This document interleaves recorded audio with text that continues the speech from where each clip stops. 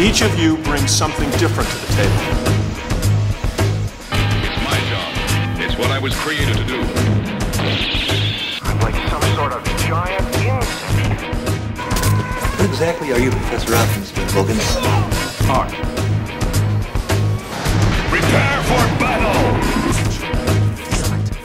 There are, of course, those who do not want us to speak. Welcome to another edition of the Not So Daily Planet, because he's not Perry White. I'm certainly not Lois Lane. However, this could be your place for everything comics, past, present, and future. Thank you, Josh.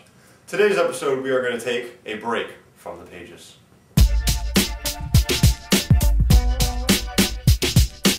Today we're going to talk about Batman, the Gotham Knight. A recently released DVD, animated of course, first PG-13 Batman rated movie. Yeah, and that's cool. So we're just going to jump right into it. I gotta say, this, for being a PG-13 Batman film, it lived up to all its hype. It really did, in my opinion. Indeed, Yeah. indeed. It was quite excellent. Yeah, I mean, I loved the, I'm not a big fan of anime, I'll tell you that. Right, I mean, it's I alright, totally agree. But I'm not a big fan. But it fit nicely with the Batman universe, because, you know, it was dark, it had, dark characters that anime style actually fit, and it was really cool to see the different anime style. I mean, it was all anime, yes, but it was just really cool to see the different artists' take on Batman. Right. So. Right. Now I agree. But really quick, who do you think the Japanese were trying to impersonate our American Batman, or our American Batman was just taken in a total Japanese kind of way? Did anime take Batman, or did Batman take anime? Like where? What do you think? I mean, the Batman. I think the anime universe really wanted to have their own take on our American Batman, and so. And that's what most of the segments show. Yeah, basically, yeah. Okay. It was their take on Batman. I mean, we heavily influenced the anime. The character Batman heavily influenced anime, right. So they wanted to kind of make it their own, and I thought they really did a nice job on it. Right.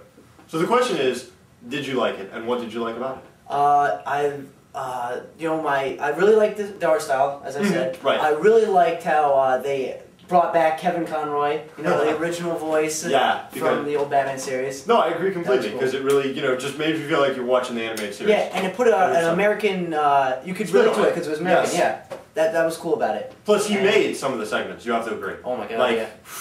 Couldn't have been Christian Bale, if they tried. I mean, because originally they did want the cast from Batman Begins. This was supposed to, or is, very much is, a segue, a bridge between Batman Begins and Batman the Dark Knight.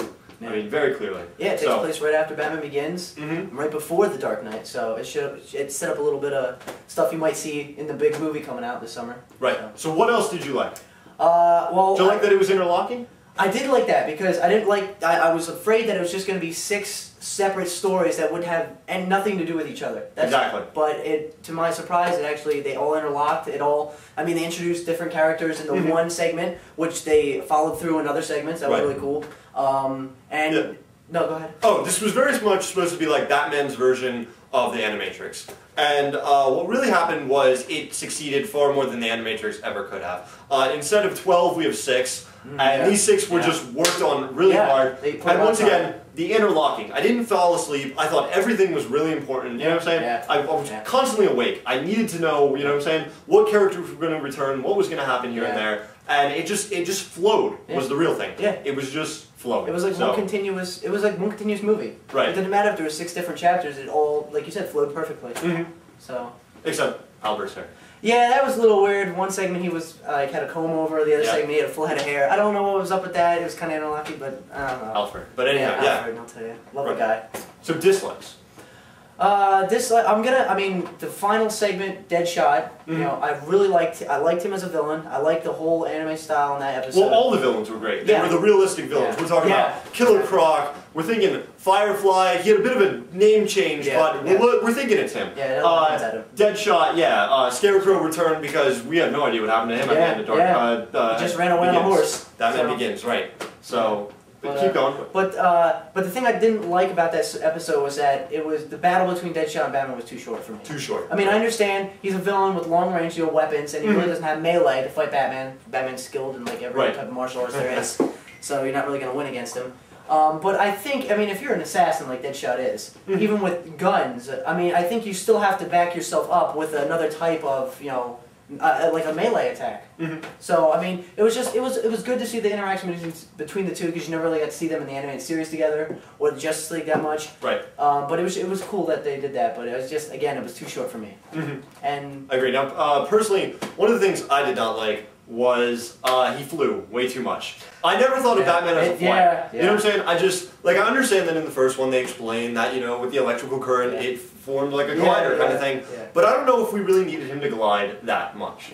But yeah, I mean, basically, other than that though, I thought it was absolutely amazing. Yeah, it is definitely a must-buy. I mean, if you're a fan of the original series with Kevin Conroy, the Batman and Robin adventures, just the Batman series, the Batman New Adventures, and then being in the Justice League movie TV series.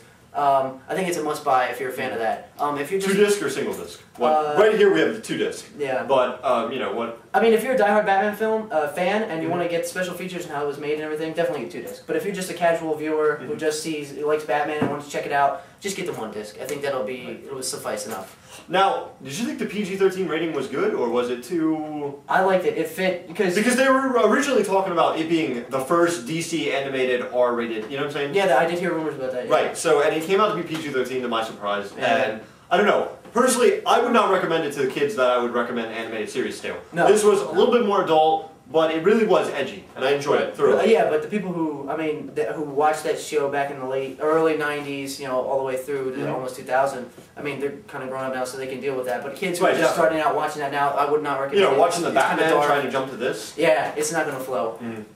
Okay, so let's go. Let's jump into The Dark Knight. I mean, this was a bridge. Yep. So let's talk about The Dark Knight movies. then. Yeah. Speculations. What do you think?